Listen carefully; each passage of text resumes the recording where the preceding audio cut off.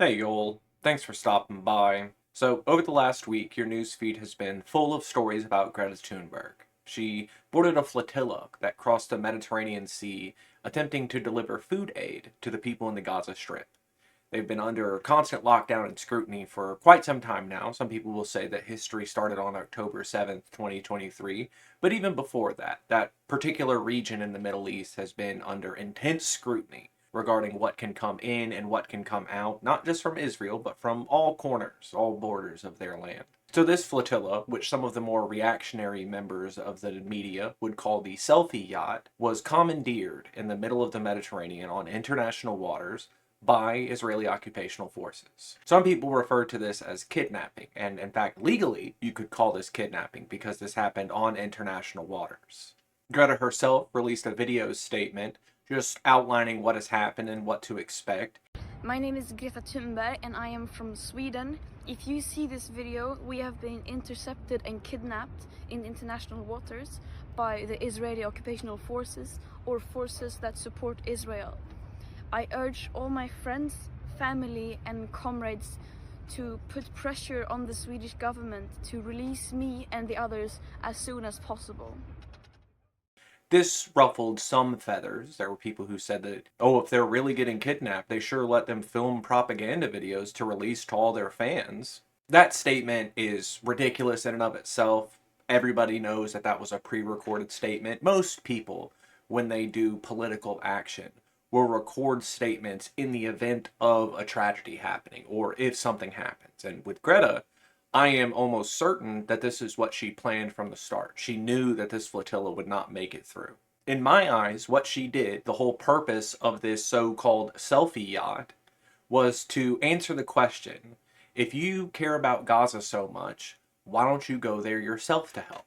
Because this is what happens. You'll be commandeered on international waters. You'll be kidnapped by the occupying force that is dominating their region, and you'll either be locked up or deported out of the country. With Greta specifically, she is on the way home right now.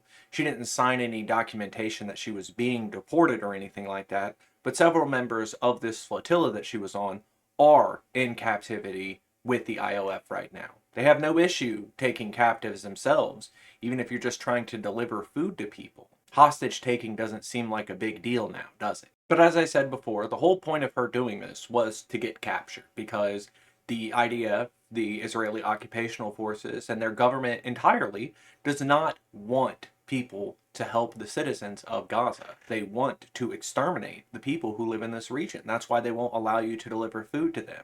That's why they bomb medical crews who are down there trying to help people. That's why we've bombed every single hospital in the Gaza Strip.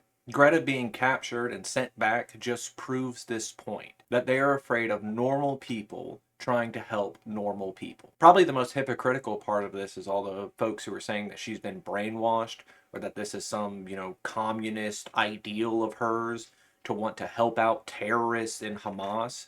But all she's trying to do is help impoverished people. If you genuinely think delivering food aid is an act of terror, I think you should look yourself in the mirror for a long time and really try to come to terms with what it is you actually believe. That some life is inherently worth less than others, and that you believe that people should be starved in order to suit your end goals. Greta herself will always be a point of contention. She is a young adult. She will continue fighting for what she believes is right. There are going to be people who call her a child until the day she dies because their first introduction to her was as a 16-year-old. But she has been fighting the good fight for as long as I can remember. And I think having someone who is such a target, especially one who the modern right considers as effete and not effective, to draw such ire and fear from a governmental body that they would kidnap you on international waters and then send you back to your home country, maybe that will just go to prove that they're fighting an unjust fight, that this is immoral what they're doing. But, as previously said, at the point of recording, Greta is on the way home. She's no longer in Israeli captivity. And I guess until the next time Greta gets kidnapped for doing the right thing, y'all try to have a good day.